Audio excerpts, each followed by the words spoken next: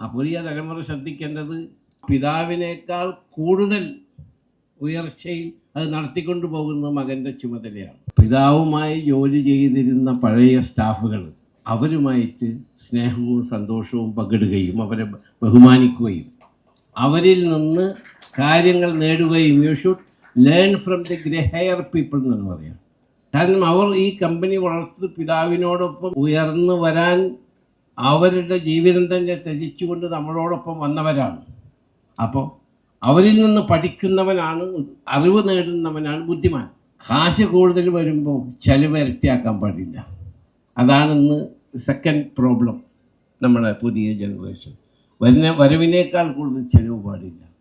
എന്താണ് വരവെന്ന് മനസ്സിലാക്കി അതനുസരിച്ചേ ചെലവ് ചെയ്യാൻ പാടുള്ളൂ. ഇപ്പോൾ പിതാവിൻ്റെ ഓഫീസുണ്ട്, പിതാവ് മകനെ ഏൽപ്പിച്ചു, മകൻ നേരെ വന്നു. അവൻ അമേരിക്കയിലും യു കെയിലും പുതിയ പുതിയ ടെക്നോളജിയൊക്കെ പഠിച്ച് വന്ന് ഓഫീസിലിരിക്കുമ്പോൾ ഇതൊക്കെ വളരെ ഓൾഡ് ഫാഷൻ ഓഫീസാണ്. അപ്പോൾ കുറേ കാശ് ഓഫീസ് റീഫർണിഷ് ചെയ്യാൻ വേണ്ടി ഓഫീസ് നന്നാക്കണ്ടെന്നല്ല ഇതിൻ്റെ അർത്ഥം.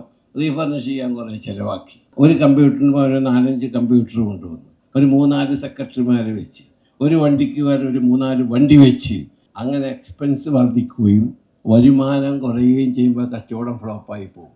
ചെലവ് ചുരുക്കുകയും സമാധാനത്തോടു കൂടി പ്രശ്നങ്ങൾ നേരിടുകയും പുതിയ ജനറേഷൻ ചെയ്യണം.